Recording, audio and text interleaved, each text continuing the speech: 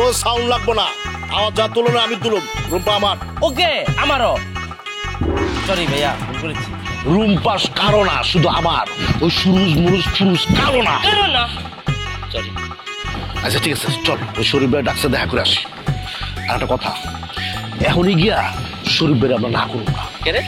আর বুঝোস না, মনে কর যে আমরা এখন না করে দিলাম, আর আজকে রাত্রেই মনে কর যে তার বন্ধু খুঁজে পাইলো, তাহলে আমরা টাকাটি মিস করুম না।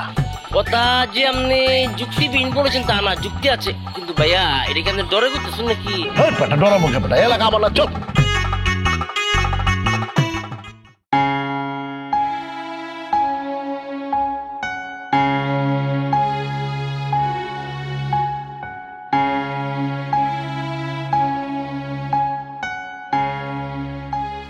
খাও বাবা। এত ফল কে আনলো বাড়িতে? হ্যাঁ, কে আনলো সেটা পরে জানা যাবে, তোমাকে খেতে দিয়েছি, খাও। হ্যাঁ খাবো তো অবশ্যই, কিন্তু এত ফল, তো কয়েক হাজার টাকার ফল কিনেছে নাকি? 2000 টাকায় 10 টাকা কম। আচ্ছা, হঠাৎ এত টাকার ফল কেন কিনতে গেলি? আমাদেরকে এখন খরচ করার সময়।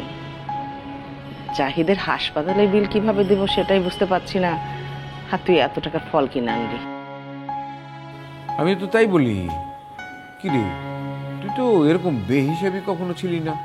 বাবা, তুমি আর ভাইয়া একই রকম জেরা করো সব সময়। জেরা? এখানে জেরার প্রশ্ন আসছে কেন? মানে মানে তুই যে ফল এনেছিস এটা কি জাহিদ জানে নাকি? আরে কি বলে, জানবে না কেন? আসার সময় জাহিদকে দিয়ে এসছে না। জাহিদ ভাইয়া ফলটা রাখেনি। রাখেনি? কেন রাখেনি? এটা কে কিনেছে ফল? কি রে, চুপ করে কেন আছিস? কে কিনেছে বল? আরে কথা বলিস না কেন? মা, ফলটা আমিই কিনেছি, টাকাটা দিয়েছে মিন্টু ভাই। মিন্টুর টাকায় তুই ফল কিনে এনেছিস? জাহিদ ভাই বলেছিল ফেলে দিতে, আর ফেলে দিলে তো পুরো টাকাটাই নষ্ট। এখন তুমি যদি এটা না রাখো বা না খাও, তাহলে কাউকে দান করে দিব। আমি আগেই রাস্তায় কাউকে দিয়ে আসিনি, কারণ আমি তো জানি এই বাসায় কতদিন ফল আসে না। তাই বলে মানে মিন্টুর কেনা টাকায় ফল খেতে হবে? ঠিক আছে ঠিক আছে, বাদ দাও বাদ দাও। খাবারের উপরে রাগ করে তো লাভ নেই। খাই, তুমিও খাও। ঠিক আছে, ও যখন এনেছে, যখন টাকা হবে সুযোগ মতো ও টাকা ফেরত দিয়ে দেওয়া যাবে। ঠিক আছে? একদম বাবা, বাবা ঠিক বলেছ। যখন টাকা হবে তখন আমি ফেরত দিয়ে দিব, অসুবিধা নেই। খাবারের উপর রাখ কেন? খাও না মা, খাও খাও। কতগুলো এনেছে? অনেক অনেক। খাও না মা। তুই খা বাবা। ভাই, এই যে এই আড়তের কাশেম ভাই আছে না, ম্যানেজার, তার একটু দরকার। আরে কাশিম ভাই তো এই আড়তের ম্যানেজার না, ম্যানেজার তো আর একজন। আরেকজন মানে কি কইতেছেন ভাই? আমি তো তার এই আড়তে খাতা নিয়ে বসে থাকতে দেখলাম। আমি কথা বলতে গেলে আমার বললো সে এই আড়তের ম্যানেজার। ও বুঝতে পারছি, বিদেশ থেকে কার্গো দিয়ে মাল আইবে আপনার, তাই না? হ ভাই, আপনি জানেন, কিন্তু কাশেম ভাই তো কইছিল আর কেউ জানবো না। ওরে ও একটা সিটের বাটপার, আর ওর মতো 2 নম্বর লোক আমি কম দেখছি। ও আপনার মতো আরো 7-8 জনের কাছ থেকে টাকা নিয়ে ভাগিয়ে গেছে, ওর কোনো খবরই নেই, লাপাত্তা। ভাই কি কইতেছেন আপনি? হ্যাঁ, আমি তো ভাবছি সেই আড়তের ম্যানেজার, আর পোশাক আশাক তো অনেক ভালো দেখলাম। আরে ওই আরতে বসতো, ওই মাঝে মাঝে একটু চাপা না নিয়ে দিত। আর পোশাক দেখে আপনি বিশেষ করে ফেলাইছেন, এখন তাই দিন গোনেন মাসের কয়দিন আছে। ওই রকম তো 7-8 জনের টাকা মারছে। কি করতেছেন ভাই? এটা আমি কি করলাম? আল্লাহ আল্লাহ, আমি কি করবো? আমি আমি আমি রুম্পারে কি জবাব দেবো? আমি খালারে কি জবাব দেবো? আল্লাহ আল্লাহ, এটা কি এলো আমার লাগে? আমার 30,000 টাকা, আমার 30,000 টাকা। না না না না না, ওরে এমনি সারে তো যাবো না, ওনা আশেপাশে আছে, বেশি তো চাইতে পারেন নাই। আমার টাকা, আমার টাকা।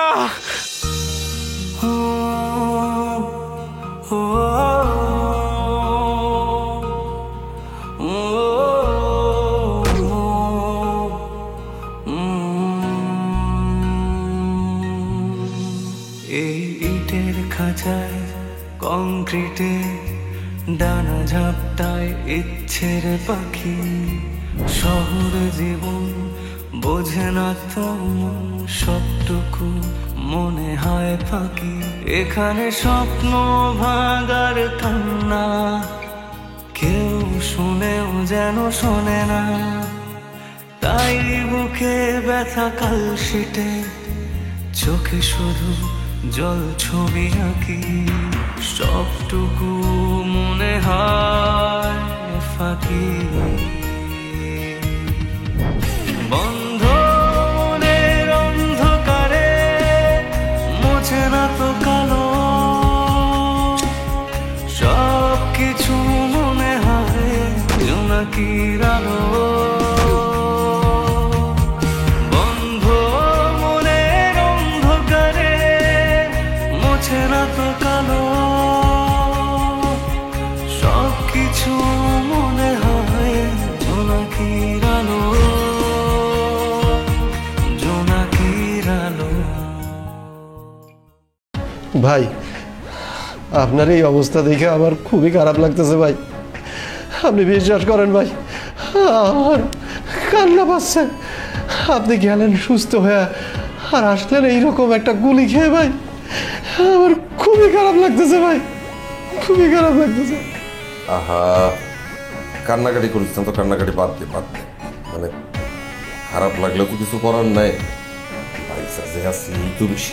ভাই, আপনার অবর্তমানে মনসুর এই এলাকায় পুরা সেটিং নিয়ে নিছে ভাই।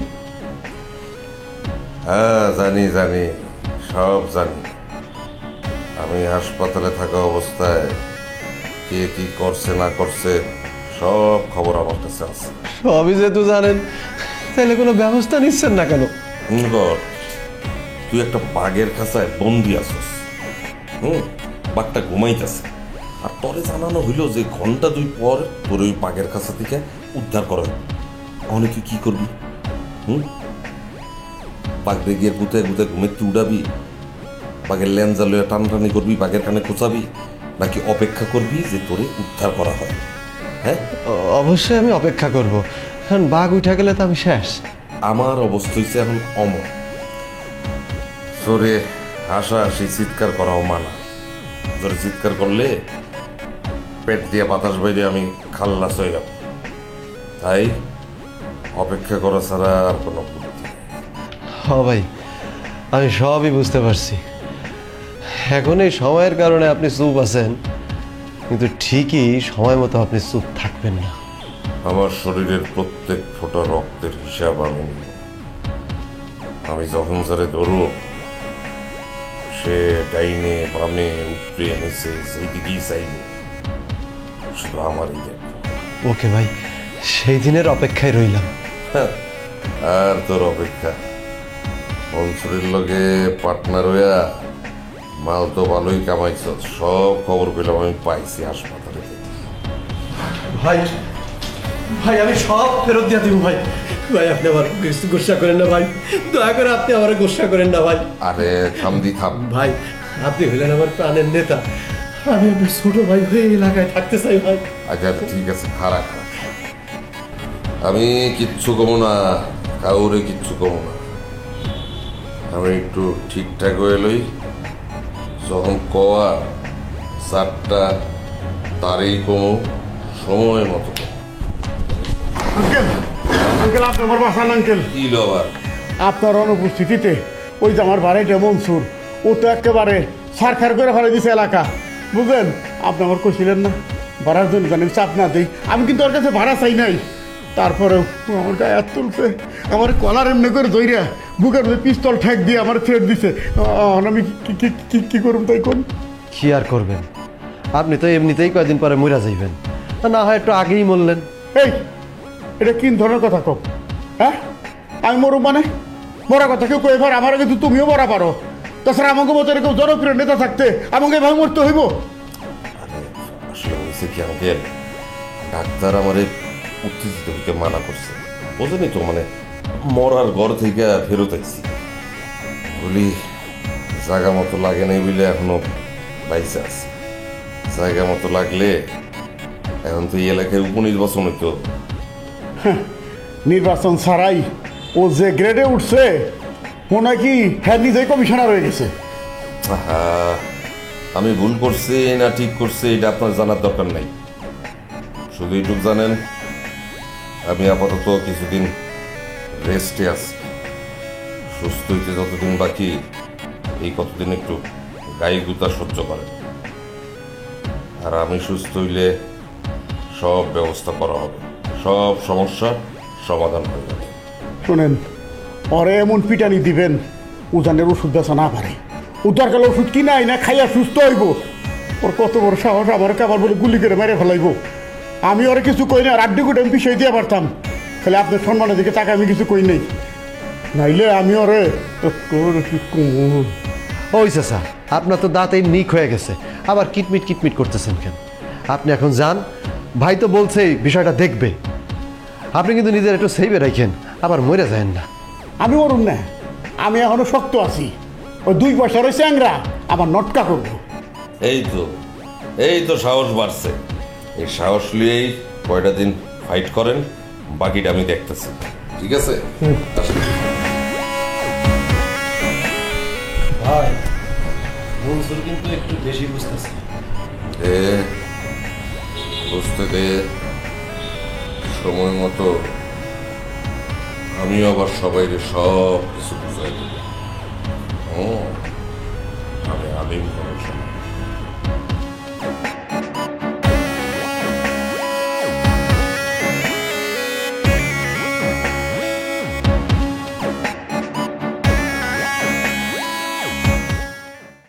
আপি, তুই দুলাভাইকে বলে একটা ডায়মন্ডের নেকলেস বানাতে পারিস না? দরজা খোলা। এত ইজি না যে আমি বলবো আর তোমার দুলাভাই সুন্দর মতো একটা ডায়মন্ডের নেকলেস পছন্দ করে আমার জন্য নিয়ে আসবে। তাহলে এমন জামাই দিয়ে কি করবে? Good morning ma'am. দেখো নীলা, তোমাকে আমি কি বলবো আমি আসলেই জানি না। তোমাকে হায়ার করা হয়েছিল মুগ্ধ টেক কেয়ার করার জন্য, বাট আমার মনে হয় তুমি তোমার ফ্যামিলি নিয়ে একটু বেশি ব্যস্ত, রাইট? সরি ম্যাম, মুগ্ধ কোথায়? ভেতরে আছে, ওকে নিয়ে একটু ছাদে যাও, হাঁটাহাঁটি করো, যেহেতু আজকে ছুটির দিন, ওর মনটা একটু ভালো হবে। আপি, মুগ্ধকে নিয়ে ছাদে যাবে ভালো কথা, কিন্তু সাথে তো মনে হয় তোর শ্বশুরও থাকবে। লিসেন নীলা, তুমি কিন্তু মুগ্ধকে মুগ্ধর দাদুর সাথে একদমই মিশতে দিবে না।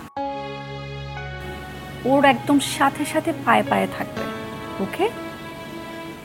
বুঝবি তো, ওল্ড ম্যান, কিছু বলাও যায় না। আর এই জন্যই তো আমি মানা করেছিলাম, বাট তোর দুলাভাই তো এই মিশতে দাও এই এক কথা ঘ্যান ঘ্যান করতে করতে আমার কান ঝালাপালা করে দিয়েছে। দ্যাটস ওয়াই এখন একটু আমি ব্যাপারটাতে শিথিল হয়েছি। বাট নীলা, তুমি কিন্তু সব সময় আমার ছেলেকে চোখে চোখে রাখবে। জি ম্যাম, আমি ওকে চোখে চোখেই রাখবো, সাথে সাথেই থাকবো। দেখো নীলা, এই কথাটা আমি একদম বিশ্বাস করতে পারি না। মুগ্ধর ব্যাপারে আমি নিজেকে ছাড়া অন্য কারোর উপর ট্রাস্ট করতে পারি না।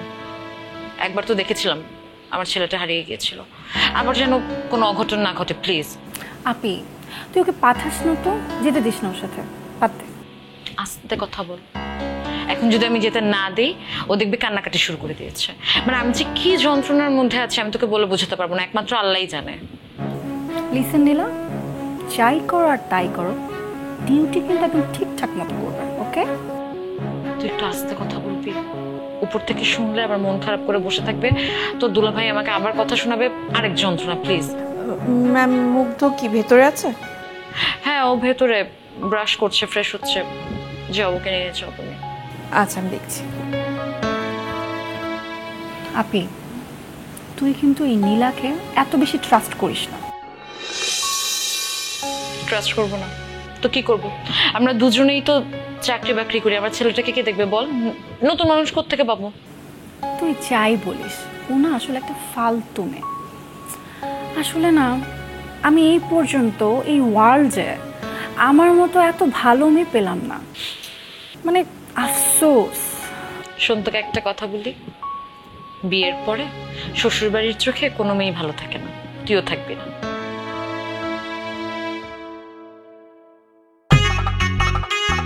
ভাইয়া একটা কথা কইতে চাই আমি, যদি আপনি কোনো কিছু মনে করেন তাহলে আমি কইতাম না। বল। ঘটনা চিকিটা আপনি টুটু বোন চেহারাটা দেখতা কেমন আমরা কইন যে আমরা আমাদের দেশে অনেকজনের নায়িকা আছে না, কোন নায়িকার মতো খালি কইন, আমি নগদুর উপর চাকাইতে খাইতে সন্ধান এনে দিই আপনারে। তোর সন্ধান করতে হবে না, বই না আমার, আমি নিজেই সন্ধান করুম। ভাই অনেক তো ঘোরাঘুরি করলাম ভাই, মানে এমন না যে আপনার বোন এই এলাকায় থাকে, তা তো না। হইতে তো পারে যে আপনার বোন মনে করেন যে মিরপুর আছে বা মোহাম্মদপুর আছে বা ধরেন যাত্রাবাড়ি আছে বা মালিবাগ, বাড্ডা, নাহলে গুলশান। গুলশান থাকবো না, এ যার লগে আছে ওর সামর্থ্য নাই এর গুলশানে রাখা। ভাই কার লোক আছে ভাই, খালি আপনার নামটা কোন, আমি এখনই সার্চ দিয়ে খুঁজে বের করতেছি। সার্চ করবো, তোর কি আলাদা গুগল কোম্পানি লইছিস নি? এক্সকিউজ মি ভাইয়া, এর গুগল নেই, গুগল আছে। এত বিদ্যান করে আমি বুঝাও বলতেছি তো, আমরা টুলু ভাইয়ার গুগলের নিচে এই শহরের অনেক বড় বড় ইয়ে আপনার চিনার আপনারা থাকে, একটা কইলে নগদের উপর ধরে নিয়ে আসবে। তোকে ক্ষমতা সম্পর্কে আমার ধারণা আছে। না ভাই ব্যাপারটা হচ্ছে কি, মানে এখন কিন্তু আপনার ছবিটা দেখানো উচিত ভাই, মানে আপনার বোনের খোঁজানোর লেগে আপনি আমাকে টাকা দিচ্ছেন, আমরা যদি খুঁজে বাই করতে পারি তখন তো আরো টাকা দিবেন, তাই একটা সিস্টেম হওয়া উচিত ভাই। কি এর সিস্টেম? কোনো সিস্টেম কিছু নাই, এটা চক্কর টক্কর মারুম, চক্কর মাইরা খুঁজে বের করুম, যদি খুঁজে না পাই অন্য সিস্টেমে যাবোগা। এক্সকিউজ মি ভাইয়া, তাহলে 100 ভাগ যে চিন্তা আপনার মাথার মধ্যে আপনার রাখছুন, আমরা 40 ভাগ আপনি সেন্ড করে দেন, আমি চিন্তা করি। আমার মাথার যে চিন্তা এটা যদি তোর মাথার ভিতরে ঢুকায়, তোর মাথা ফাইটতে যাবো গা, চান্দি ফাইটতে যাবো গা, ঠিক আছে? ছাতুর মতো ভাসবো। হ্যাঁ চলেন, এবার মনে খুঁজে পাবো। আমরা ভাই যখন বলেছি তা আমরা ফেরতে পারি।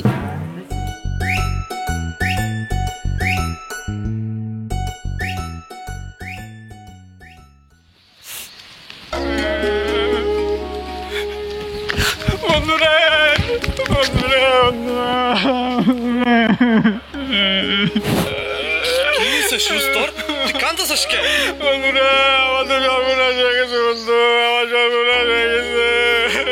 কি হয়েছে? তুই আমার খুললা কোনা, তোর কেউ মারছে বন্ধু? আরে বন্ধু, আমারে তো কেউ মারে নাই, আমার টাকা মেরে দিছে, আমার টাকা মেরে দিছে রে। ওই যে কাশম নামের এক বাটপার আমার 30,000 টাকা পুরাটাই মেরে দিছে। হায় আল্লাহ, তুই কি কইতাছস? তোর 30,000 টাকা মাইরে দিছে, তুই টাকা দিলি কেন? আরে আমি তো দিয়েছি ব্যবসার লিগা। আমারে কি কইছে জানো?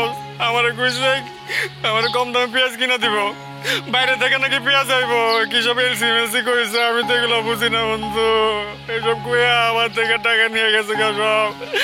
আমি আরো থেকে দেখি ওই হারার বুঝতে পলাইছে। তুই কি করলি? না যাই না, না বুঝা এতগুলো টাকা তুই ওরা দিয়ে দিলি? আরে ওরা দিদি তো বিশ্বাস করি না, বিশ্বাস করে দিছি, বিশ্বাসে যে এইভাবে অমর্যাদা করবো বন্ধু, আমি তো বুঝি নাই বন্ধু। তুই যা কল্পনা করিস নাই তাই এটা ঘটায় ফেলাইছে ওই চোরায়। আচ্ছা তোর কাছে কত টাকা আছে? আছে 18,000 টাকার মধ্যে আছে। কেন বন্ধু, তুই তো তোর 30,000 টাকা খাই ফেলাইলি, দেখছস মানুষ ওই টাকাটা মাইরে দিল। বন্ধু তোর কাছে যে 18,000 টাকা আছে না, ওই টাকাটা তুই আমার দিয়ে দে বন্ধু। বন্ধু বন্ধু হুন হুন হুন হুন বন্ধু, তুই না করিস না বন্ধু, হুন আমার কথাটা হুন। আমি তোর ওই 18,000 টাকার লেগা আমি তোর প্রতি মাসে লাভ দিব বন্ধু, না করিস না বন্ধু।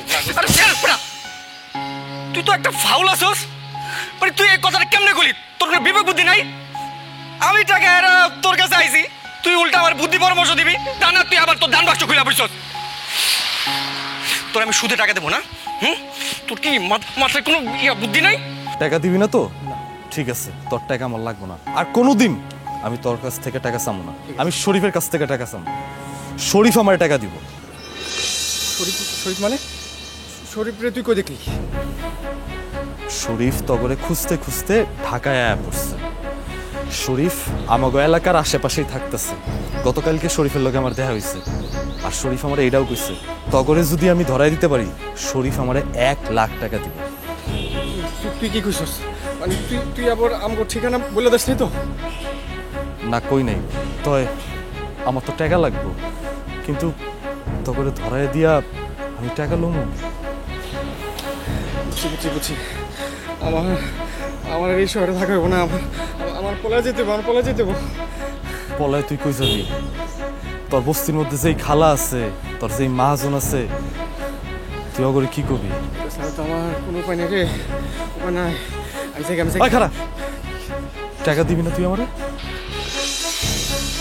কোনোদিনও তো টাকা দিবি না। তুই ভালো কিছু কর, তখন টাকা দিবি। ব্যবসা যখন করবি তখন আমার থেকে টাকা নিস। ব্যবসা কোনের লেগা যে টাকা লাগবে ওটা তো ম্যানেজ করে ফেলাইতে পারো, কিন্তু এই উপকার তো আমি প্রতিদিন করতে পারব না রে বন্ধু। চুপ থাক, তুই না আমার লগে কোনো কথাই কইস না। তোর লগে যোগাযোগ করাটাই আমার ভুল হয়েছে।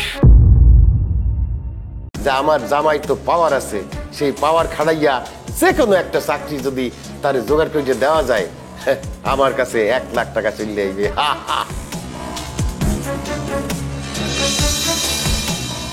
কি দেখছো ঠিক মতো? তোমরা সবাই মিলা আমার লগে মিছা কথা কইছো। তুই কইলেও তো তোরে আমি ছবি দেওয়া না, কারণ তোর চোখ খারাপ। খালামণির মাথায় সমস্যা আছে। মুগ্ধ, বড়দের সম্পর্কে এই ধরনের কথা বলতে হয় না। মুরব্বীদের নিয়ে কখনো অসম্মান করবে না। সবটুকু মনে হয় ফাঁকি